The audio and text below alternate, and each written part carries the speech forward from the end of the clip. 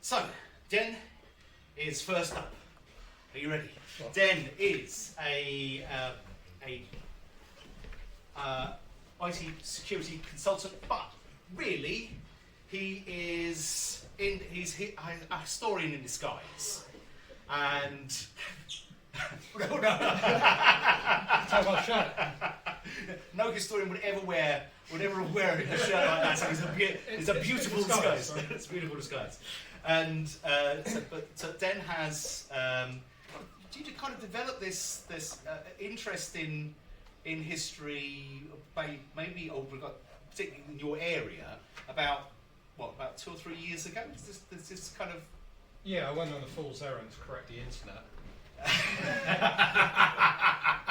and that led to your first book, which you're going to talk about a little bit, I think, later on. Yes. Excellent. Well, I am going to give you the floor, sir, and hopefully all of this, your clicker awaits. Thank you. And all this is very slick.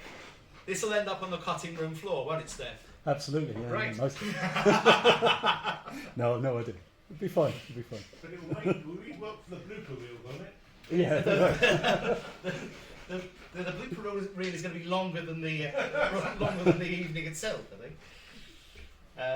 It's not. Oh, yes. Ladies and gentlemen, that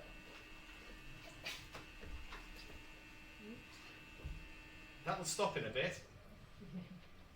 Ladies and gentlemen, Den Knowles.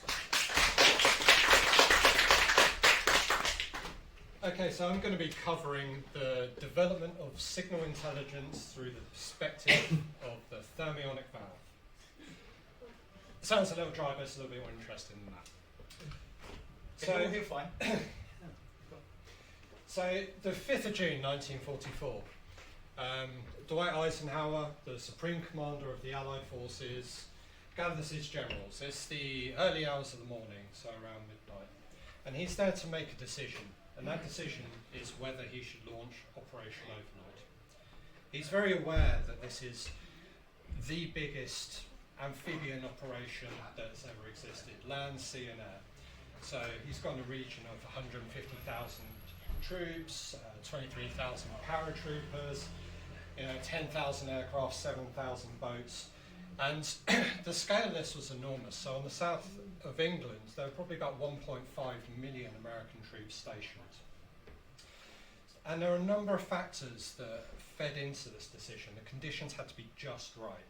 And favourable weather was one of those conditions. The previous days there had been storms, so they weren't able to launch the invasion. There had to be low tide for when the boats landed, because Rommel had put sea defences out. There had to be a full moon so the paratroopers could see where they were landing.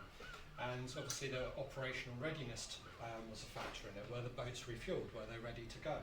But one key thing was Operation Fortitude, which was a misinformation campaign to distract the Nazis from the true landing location of Operation Overlord. So during this meeting on the 5th of June, a courier from Bletchley Park arrives at the meeting, and he hands Eisenhower a note. And what this is a decrypted message, and the message was from Hitler to Rommel.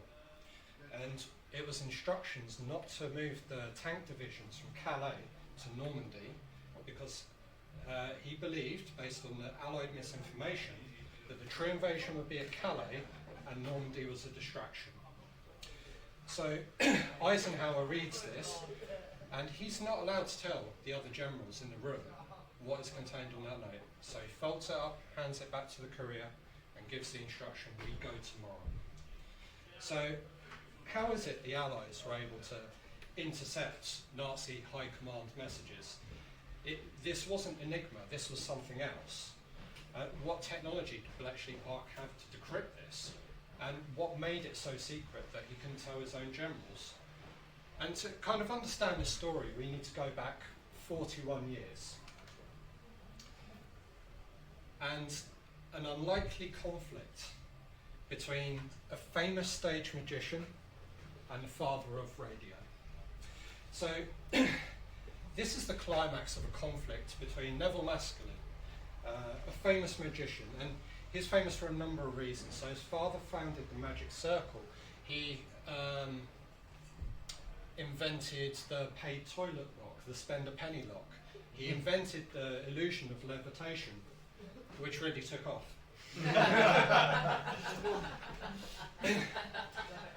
And over 2 years he had taken on Marconi, and Marconi had been making claims about the secrecy of his radio technology. And really Marconi was at the point where he's taking the theoretical into the practical. And Marconi had a specific claim that he was trying to prove, and he would demonstrate this at the Royal Institution, a very, very public affair. And the claim he was making that he could tune his instruments so no one could intercept them, so no one could interfere with them, so no one could tamper with them. And Neville Maskelyne, the stage magician, set out to prove him wrong. So Marconi was assisted by John Ambrose Fleming, and he was the scientific advisor to Marconi. And he's important because he is at heart an academic, and he gives Marconi's operation legitimacy in academic circles, because Marconi himself isn't an academic, he's a practitioner. And how it would go down is something like this. So Marconi would be in Cornwall at his radio station in Polgey, and he would transmit messages via a relay station in Chelmsford to the Royal Institution in London. So John Ambrose Fleming would be at the Royal Institution in London and read out those messages. But Neville Maskelyne was able to hack this, and he transmitted messages through to the demonstration at the Royal Institution. And when Fleming found out about this, he was outraged, and he complained to Marconi, and he talks about how Maskelyne tried to jam him, and how it's an act of scientific hooliganism, and how dastardly it was. But he suspected Neville because the conflict had been going on for many, many years. But he couldn't prove it. So he writes to the press and complains of the scientific hooliganism, and Neville Maskelyne very quickly admits to it.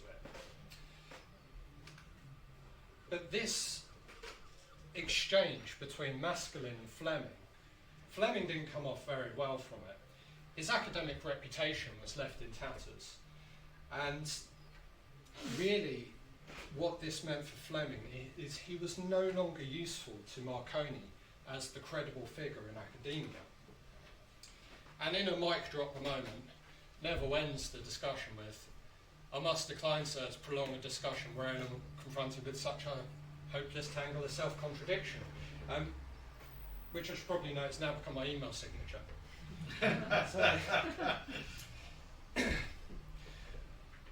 With his reputation in tatters, Marconi sacks him. So there are kind of two main outcomes from this. Neville had shown that technological protection of wireless transmissions wasn't possible at this time, and also Fleming is dismissed from his role.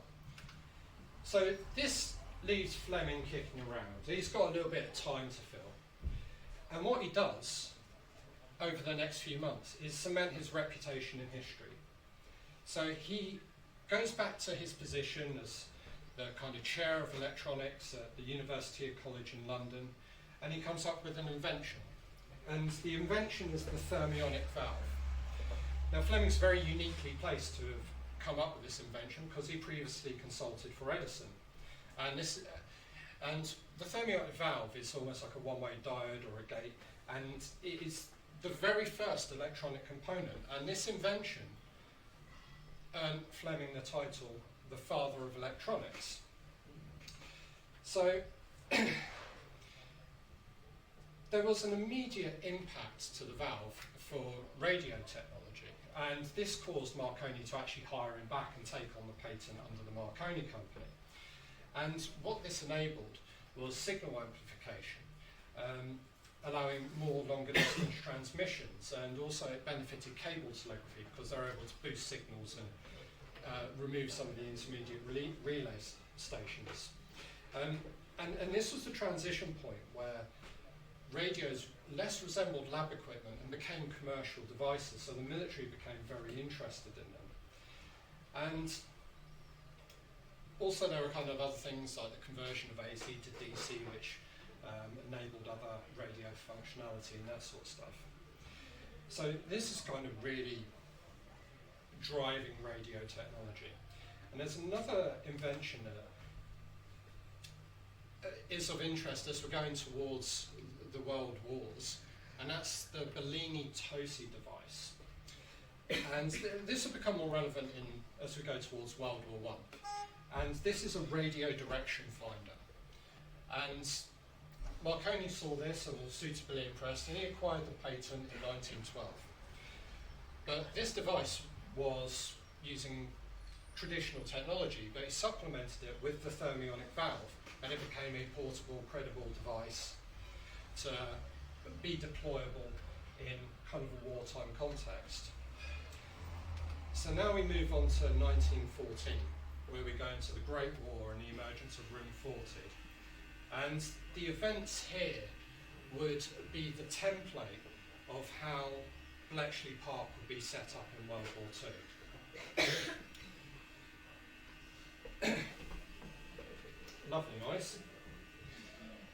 Okay, so at the time, the British Empire controlled the majority of cable telegraphy. So pretty much every international cable came out of Cornwall, specifically a place called Port Kerner. And at the outbreak of the war, because the British controlled the channel, what they did is they dug up all the German cable telegraphy wires in the channel and cut them, and that was within days.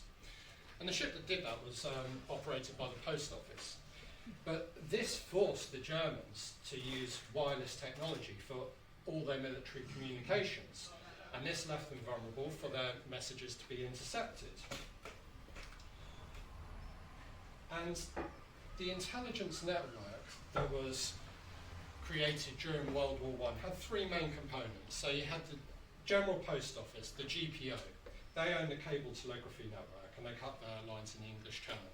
But they also installed sensors, or essentially spies, within a lot of the cable telegraphy stations. There's a nice little thing that I found out is the confirmation for when the sensors were installed is they'd radio back and go, "Fixed, London, fixed." It just seemed quite quaint. But Marconi had the monopoly over the wireless stations, and these would become known as Y stations, originally WI for wireless intercept, and it was kind of shortened there.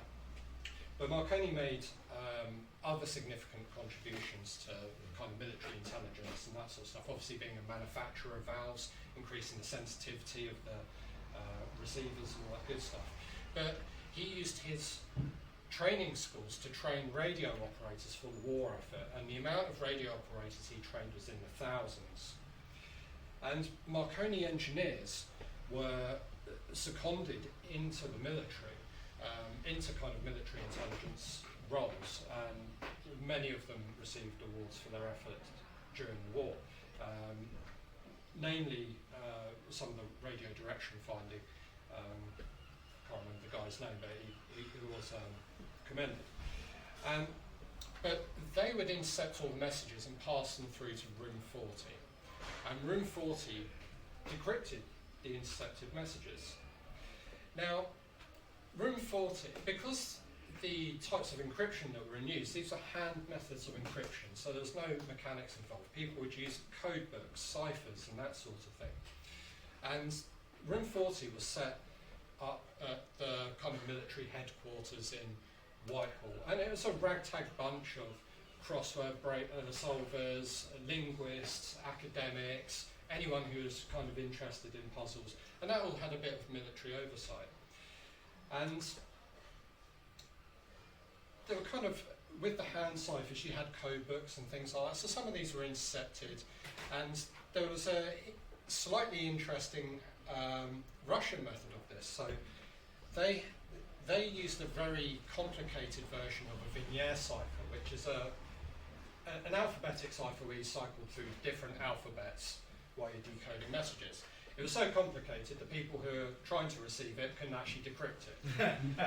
So their solution to this problem was to remove the encryption, but they'd wait until the Germans were in bed. Obviously that didn't work, and they didn't really come off too well. But the real success of Room 40 was the Zimmermann telegram. And this was the crowning achievement in many ways. And this was intercepted by one of the sensors in Porthcurno, sent to Room 40 and decrypted. And what the message was essentially was from a German diplomat to the Mexican government, saying, basically, if you want to join the war, we'll pay for it, happy days. Obviously that agitated the Americans, turned public sentiment around, and then the Americans joined the war and so on. So there are a few developments between the wars.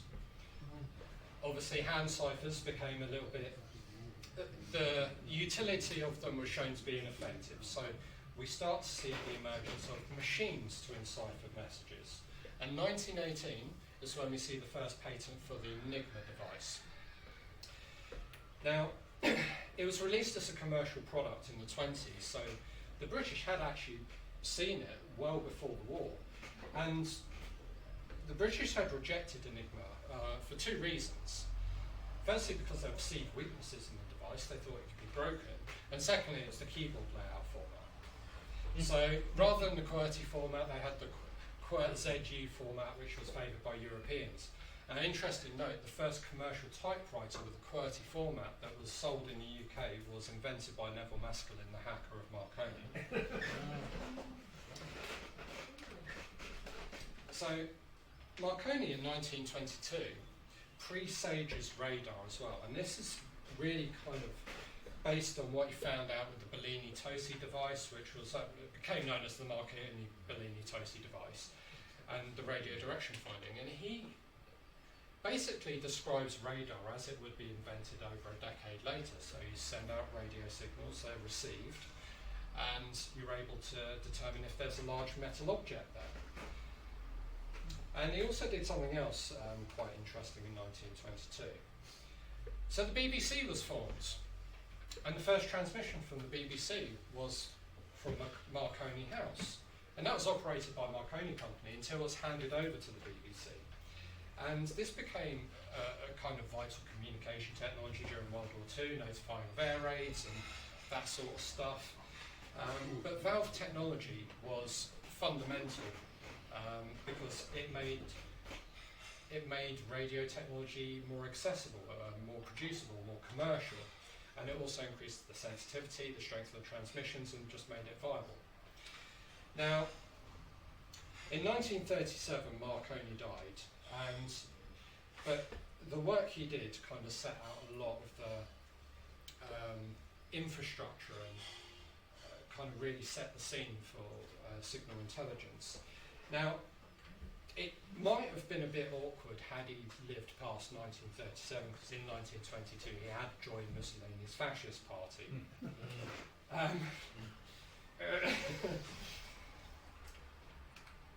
But anyway, we come to World War II.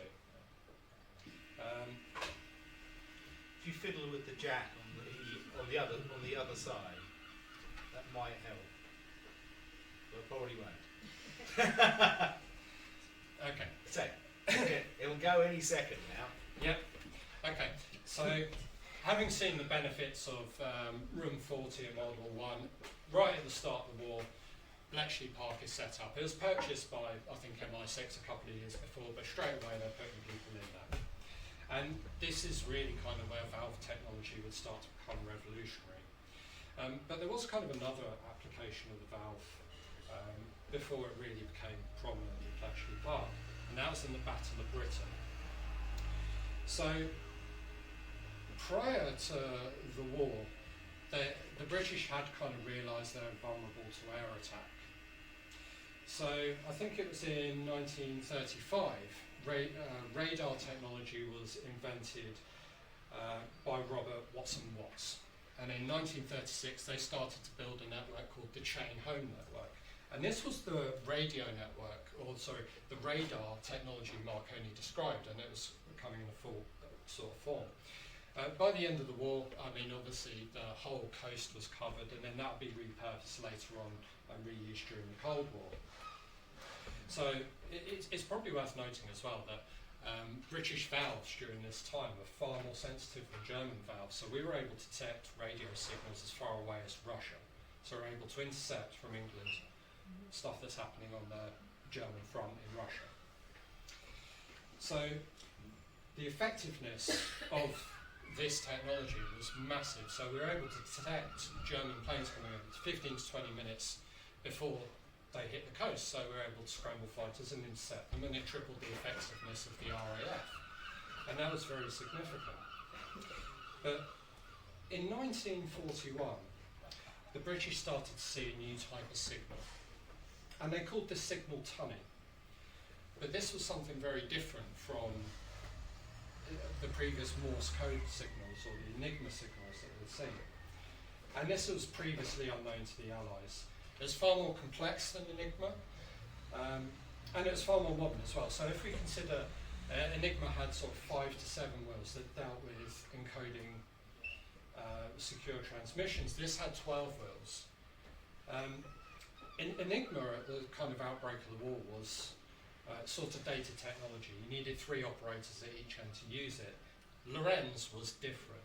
It was the encipherment and was handled by one operator. It'd encode it, send it, it'd be received and decoded in plain text by a receiving operator. And they did signal analysis, and they established that there was probably about 30 of these Lorenz devices. So from that, they inferred that this was Nazi high command traffic. Now, they were able to decrypt a single message from a lazy German Lorenz operator who sent the same message twice but didn't change the wheel configurations.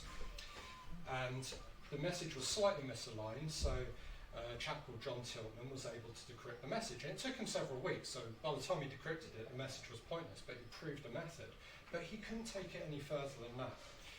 And they handed it over to Bill Tutt. And this was a bit of a Hail Mary by the chaps at Bletchley Park. And because Bill Tutt was the new guy, they weren't expecting much from him. He wasn't a mathematician, but he was intelligent. He was a chemist from Cambridge. And he sat with this problem for a month. And he was able to determine the entire internal workings of the Lorenz machine. How many wheels, how many gears on each wheel, how they all related to each other. And he did this over a period of a month. And this is described as the single greatest intellectual feat of World War II. And we hold up Alan Turing as the hero of Bletchley Park, and I'd say Bill Tutt is certainly the second hero of Bletchley Park. What he did was absolutely remarkable, and this was completely unseen. So unlike Enigma, they hadn't benefited from the Codebreakers in Poland, who had cracked the commercial version of Enigma and handed that over to the Codebreakers in Bletchley Park. So, and interestingly, Alan Turing had actually interviewed Bill Tutt, but rejected him from his team, but another area of Bletchley Park hired him, so it's probably the greatest job rejection there ever was. But with the break or the understanding of how Lorenz worked, Bill Tutt worked out it would take several weeks to manually decrypt this, so they needed a mechanical way to break the code. Enter Tommy Flowers, the crafty Cockney. So Tommy Flowers had worked with Alan Turing during 1941, and he was a brilliant electrical engineer. And I'd say the third hero of Bletchley Park. And he had worked with Turing on the problem of Enigma, and Turing was impressed and recommended him to solve the tunning problem. So Tommy Flowers was uniquely qualified for this. He'd studied electrical engineering at the University of London, and this is where John Ambrose Fleming was the chair. He'd retired a couple of years before Tommy started, but he still went and lectured there, he still went and mentored, he's still very active in university life. So, the crafty cockney, he had a sound understanding of electronics, mechanics, and he worked for the post office, so he knew communications as well. And he pioneered the use of valves and telephone exchanges into the late 30s, so he knew how they operated. So the Codebreakers had tried to make their own machine to break Lorenz, called Robinson.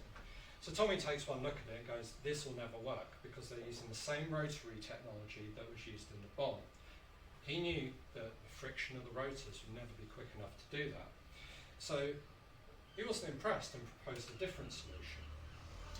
So he would use thermionic valves to perform binary operations.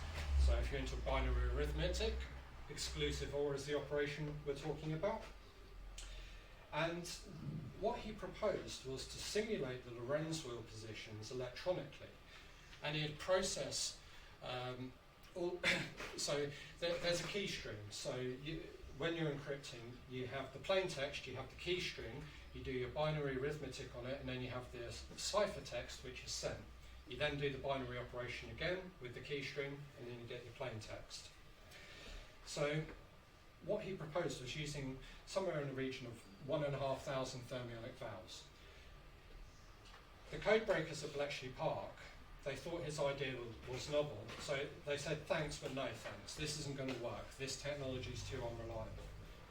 But undeterred, he just went and did it anyway. His engineers back at Dollis Hill in the post office believed in him. So he built the machine to decrypt Lorenz, and he paid for it himself. So spin on a little bit later, and Colossus is delivered. So this machine was enormous. It was given the name Colossus when they had seen it, after they'd seen it arrive. So this machine was 7 feet high, 17 feet wide, 11 feet deep. It weighed 5 tons. It had 4.5 miles of wires, 1,500 valves, 10,000 resistors, and it filled a room. So, what Tommy said about it, he noted that the Codebreakers were taken back by the scale of the machine. They couldn't believe it. Their jaws literally dropped to the floor. Not even the brightest minds could comprehend what he was actually proposing until they'd seen it. And what Colossus unlocked in terms of intelligence wasn't just the confirmations between Hitler and Rommel that they had accepted the misinformation by Operation Fortitude. It gave them troop positions, gun emplacements, where their armoured divisions were. It gave them more detailed information than they'd ever had before about the logistical military deployment of the German defences in Normandy. And it was all possible because of the valve. Now, the big insight from Tommy Flowers was the use of the valve to perform binary operations. That wasn't what it was designed for. And what he created was the world's first programmable computer. So the Americans would claim that they created the first one, ENIAC. This was actually quite heartbreaking for Tommy Flowers, because after he finished work in the war, he went back to his job in the post office, and the Americans claimed the first programmable computer. But he was bound to secrecy, so he couldn't say anything about it. So this information started to come out in the 80s, but it wasn't really known about until the 2000s. So this was a beast of a computer. He had to invent so many things to actually make this happen. It processed 5,000 characters per second. It could actually do 10,000 characters per second, but the limitation was the disintegration speed of the tape being fed into the machine. So it disintegrated 53 miles an hour, but they ran it about 30 miles an hour. It performed 2.5 million binary operations per second. That's absolutely mind-blowing. It had a number of other things, like system interrupt. So it would output to a printer, but it would idle the machine until it knew the printer was available. And this was one of the first implementation of shift registers, which are maybe flip-flop registers, so it kind of moves values down a chain. And the first implementation of systolic arrays. Now, this is a type of parallel memory that Tommy invented in 1943. It wasn't rediscovered until 1973, and it's used today for training machine learning models and artificial intelligence. He was so far ahead of his time when he came up with this stuff. Decades. So they were suitably impressed, and they ordered 4 more. And they ordered it for the 1st of June 1944, but they didn't say why. But in retrospect, it was obvious they were ordering it for D-Day, for Operation Overlord. He was only able to build 1 in that time, but by the end of the war, there was probably about 10 machines. Now, after the war, all the Colossus machines were destroyed, and Churchill ordered them to be he ordered them to be kept secret forever, but he compromised at 100 years. And he ordered them to be destroyed into parts no bigger than a hand. And a number of the Codebreakers at Bletchley Park took parts or partial schematics and actually drove the computer development. So in Manchester specifically, so a lot of the post-war computer development was directly influenced by the work Tommy did at Bletchley Park. But why was the valve so important? It was an unlikely set of circumstances that caused Fleming to invent it. It was an unlikely set of circumstances that caused Tommy Flowers to invent the first computer. It had a number of applications in intercepting messages and transmitting and code breaking in so many different ways. And an interesting little thing, even though Colossus started to come to sort of prominence towards the end of the war, it actually deciphered 63 million characters of code by the end of World War II. I think it's really kind of phenomenal to sort of see that chain of events going right the way back from when a magician decided to mess about with the father of radio. But if you wanted to find out about that conflict, this is the shameless book promo where I tell you can order a Freaks of the Wireless, which documents the entire thing between the magician and the inventor.